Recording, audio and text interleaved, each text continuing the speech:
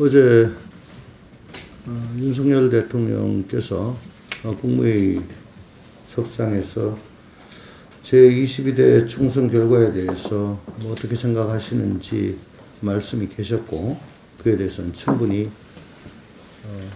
분석이 됐고 또 평가도 있었기 때문에 이 자리에서 제가 말을 보태지는 않겠습니다. 오히려 용산에서 흘러나오고 있는 대통령실 조직 개편 방향이 과연 이게 제대로 가고 있는 것이냐에 대해서 좀 말씀을 좀 드리고자 합니다.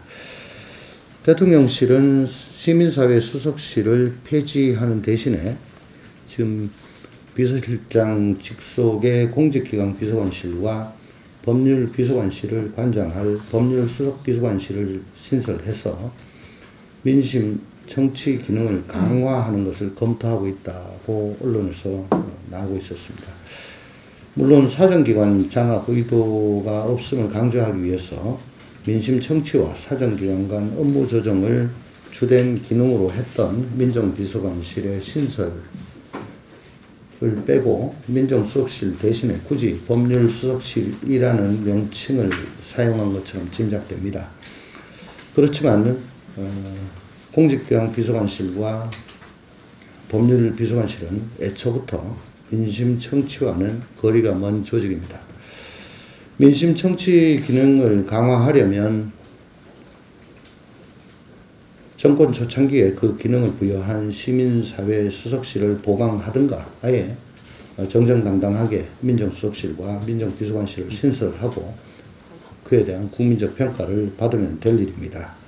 오히려 용산의 설명대로 하면 법률수석실은 권력 누수와 관료사회의 이반을 막고 각종 특검법과 대통령 탄핵 움직임 등 대통령 내외의 당면한 사법적 이슈에 대해 효과적으로 대응할, 즉 대통령 방탄을 지휘하기 위한 수석직으로 과거 정부의 사정수석과 유사한 성격으로 보여집니다.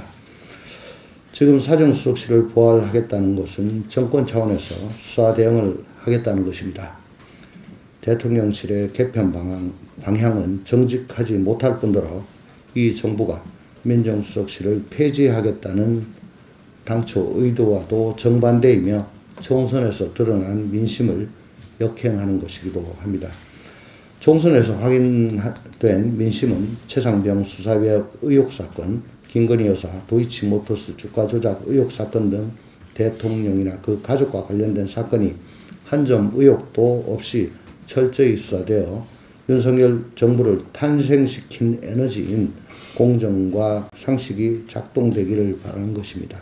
그렇다면 마땅히 윤석열 대통령의 용산 개편 방향은 모든 의혹 사건들에 대해 철저하고 공정하게 수사할 수 있도록 독립성을 보장하는 것입니다. 대통령께서는 민심과의 싸움을 멈추시기를 바랍니다. 국민과 싸워 이길 수 있는 대통령은 없습니다. 그리고 그저께 월요일에 이어서 선거제도에 대해 한 말씀 더 드리겠습니다.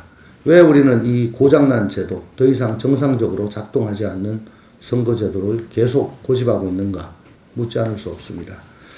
이번 총선 지역구 득표를 보면 더불어민주당이 51.01%, 국민의힘이 44.39%였습니다. 득표율은 6.62% 차이였지만 지역구 의석수는 161대 90, 71석 차이가 났습니다. 이는 모두 승자 독식의 소선거구제 때문입니다. 지난 21대 총선에 이어서 국민의힘 입장에서 보면 어쩌면 매우 억울할지도 모르는 선거제도이지만 국민의힘도 아직은 소선거구제를 유지하고 싶어 할 것입니다. 민주당은 더더욱더 그러합니다. 소위 안방이나 텃밭에 해당하는 지역을 독식하려는 양당의 욕망, 또 해당 지역은 공천이 곧 당선이기 때문에 당대표와 지도부의 권력과도 관련된 것으로 여겨집니다. 하지만 현행 소선거구제가 민의를 왜곡하는 것은 너무나 분명하며 선거 결과를 유권자가 아닌 정당의 손에 맡기게 되는 결과를 만들고 있습니다.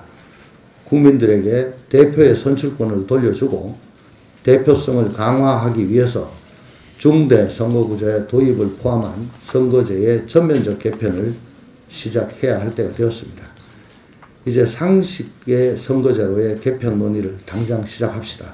다음 총선에 임박하여 그제서야 새로운 문제를 발견한 것인 양 요란을 떤다면 그것 또한 국민을 속이는 것이 될 것입니다. 얼마 남지 않았지만 이번 21대 국회에서 시작해서 22대 국회로 넘겨줍시다. 우리 개혁신당은 제도의 유불리를 따지지 않습니다. 유일한 정상 정당이기 때문입니다.